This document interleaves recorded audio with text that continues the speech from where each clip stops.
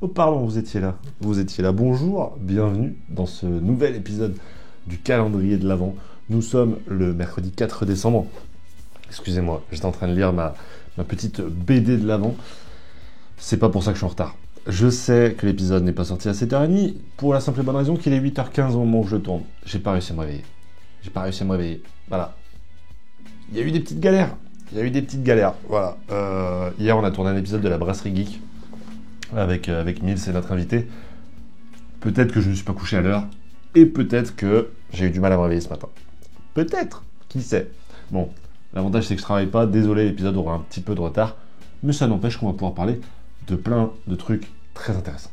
Pour la question du jour, les amis, j'ai choisi la question de Damien Bard 4820 qui a posé une question très simple. À quand 7 jours pour découvrir Taiyu Matsumoto? Alors pour ceux qui viennent de débarquer, qu'est-ce que c'est les 7 jours pour découvrir? Bah c'est normal que vous ne connaissiez pas, je ne l'ai pas encore fait. C'est annoncé depuis août et ça arrive en janvier.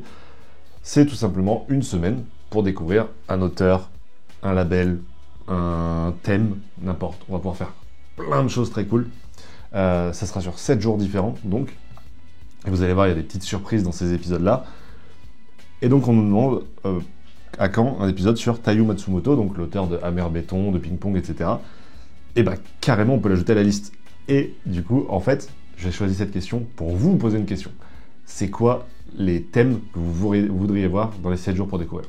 Pour rappel, dans les premiers, on aura 7 jours pour découvrir Naoki Urasawa, ça arrive en janvier. Dès février, et je peux déjà vous l'annoncer, ça sera 7 jours pour découvrir des urban grands formats. Voilà, ce sera les grands formats urbains que j'ai dans la pile à lire. On en prendra 7 à lire en une semaine. Ça va être un beau challenge, mais ça sera stylé. Et comme ça, on va faire donc, j'imagine en tout cas, manga, comics, BD, manga, comics, BD, manga, comics, BD. Et comme ça, on va pouvoir aller vachement loin. Et ça, c'est quelque chose qui me fait vraiment kiffer. J'ai trop hâte de vous proposer. N'hésitez pas, du coup, dans les commentaires à me dire, bah, putain, il y a tel auteur que tu connais pas. Il a 7 bouquins trop bien. Bam. Ou alors, tiens, il y a tel thème. Par exemple, j'avais envie de faire le label 619. Est-ce qu'on se ferait pas le label 619? J'en ai lu quelques-uns, label 619. Et la transition est toute trouvée, puisqu'aujourd'hui, les amis, on parle d'un titre du label 619 que j'ai lu cette année, qui est donc le top 21. Je suis complètement perdu. En tout cas, qui arrive dans ce 4e épisode des Comics Presso. C'est tout simplement le titre de Neïef, intitulé Oka Hey. Si tu connais pas du tout Oka Hey, tu sais pas du tout de quoi ça parle, laisse-moi te le résumer brièvement. On est à la fin des années 1800, on va suivre un jeune Amérindien qui s'appelle George, qui a été sorti de sa famille pour être placé tout simplement avec des Américains, comprendre tout simplement le modèle de vie américain, et simplement faire partie de ce programme d'acculturation à l'époque qui vise tout simplement à faire en sorte que les nouvelles générations d'Amérindiens soient complètement américanisées, quoi. George, il va subir des événements traumatisants et il va rencontrer 3 personnages, des brigands, hein, entre guillemets. Les noms, c'est Little Knife, il y a quelque chose avec Moon, je crois que c'est la femme, et puis il y a Sully, qui est un Irlandais, je crois. Et ces 3 personnages-là vont un peu prendre George sous leur aile. George, qui est donc, évidemment, vous l'aurez compris, son nom américain, George. Et comme ça, ils vont partir un petit peu à la rencontre déjà de soi, découvrir le vrai soi, la quête d'identité, savoir d'où l'on vient pour voir où l'on va, hein, c'est ce fameux discours. Et puis surtout, on va partir dans les étendues américaines, les plaines sauvages, et ça va être une véritable bouffée d'oxygène.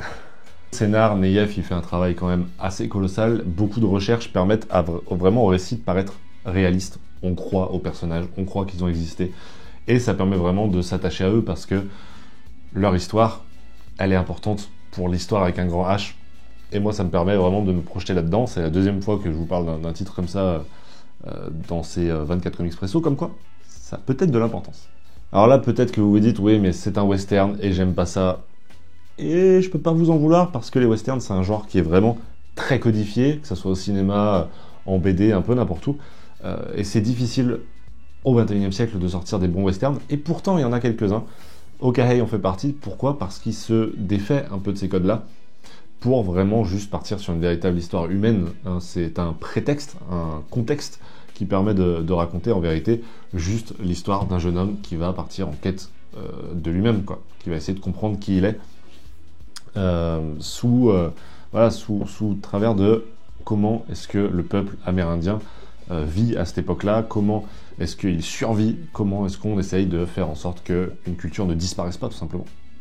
Au niveau des dessins, Neyef, moi c'était une véritable découverte, je ne le connaissais pas du tout le monsieur, tout simplement parce que je lis très peu de franco-belge, et bordel, la claque. La claque, c'est trop bien. Évidemment, au niveau décor, pour moi c'est là où je m'éclate le plus, parce que effectivement, il y a ce truc des grandes plaines américaines, comme je vous disais. Oh là là, ça fait du bien, quoi, ça fait du bien, c'est luxuriant, c'est beau. Là, vous voyez, je suis en train de parcourir une forêt, par exemple, alors je vais difficilement pouvoir vous la montrer, mais vous voyez, là on est dans la forêt, à un moment on va être dans les plaines, à un moment on va être autour d'un feu avec les petites lumières qui se mettent sur tout le monde. Regardez. Et regardez-moi ces couleurs en même temps, des couleurs très chaudes de ces plaines, de ces savanes, toujours plus. C'est trop bien, très intéressant. Les personnages qu'on va nous introduire, alors George, évidemment, on va apprendre à le découvrir petit à petit, puisque lui-même apprend à se découvrir. Mais les 3 personnages qui sont autour sont vraiment des personnages torturés, parfois même physiquement pour certains, et ça permet vraiment au récit d'avoir des personnages forts et en même temps ancrés dans le réel. Et cette balance-là, elle est puissante, quoi. Alors j'ai pas lu énormément de 619, j'ai lu celui-ci, Carbone et Silicium, et je crois la Belle Mort. La Belle Mort, ouais, de Mathieu Bablet. Donc 2 Bablet, un Neyef, et sinon j'ai pas lu grand chose. Donc dans le 7 jours pour découvrir, on va vraiment découvrir 619.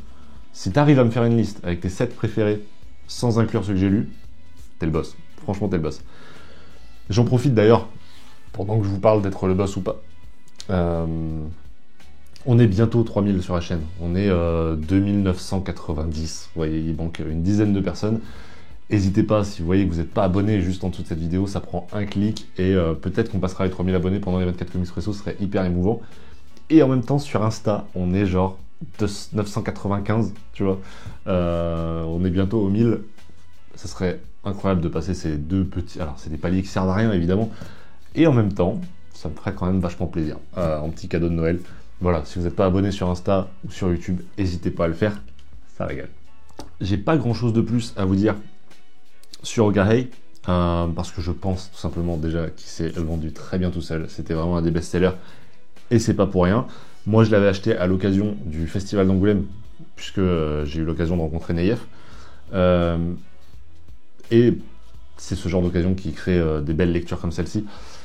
Je l'ai lu il y a très longtemps, mais pourtant elle reste vraiment ancrée dans le cerveau. Donc c'est vous dire que c'est le genre de lecture qui fait du bien. Niveau édition, bah, vous commencez à connaître, hein, c'est ce fameux dos toilé qu'on retrouve pas mal chez 619, qui moi me séduit. Voilà. En plus je trouve les couleurs juste magnifiques. C'est un très beau cadeau de Noël. Franchement, ça c'est un très beau cadeau de Noël que vous pouvez faire à votre père, à votre beau-père, à votre belle-mère, n'importe quelqu'un qui... soit qui apprécie le western, qui apprécie la BD, qui apprécie l'Amérique, etc. Je pense qu'il y a vraiment un public énorme pour cette BD, c'est pas pour rien qu'elle s'est bien vendue. Si vous l'avez lu, n'hésitez pas à me dire ce que vous en avez pensé. Nous on se retrouve demain pour une nouvelle vidéo. D'ici là, portez-vous bien, prenez soin de vos proches, et ciao tout le monde.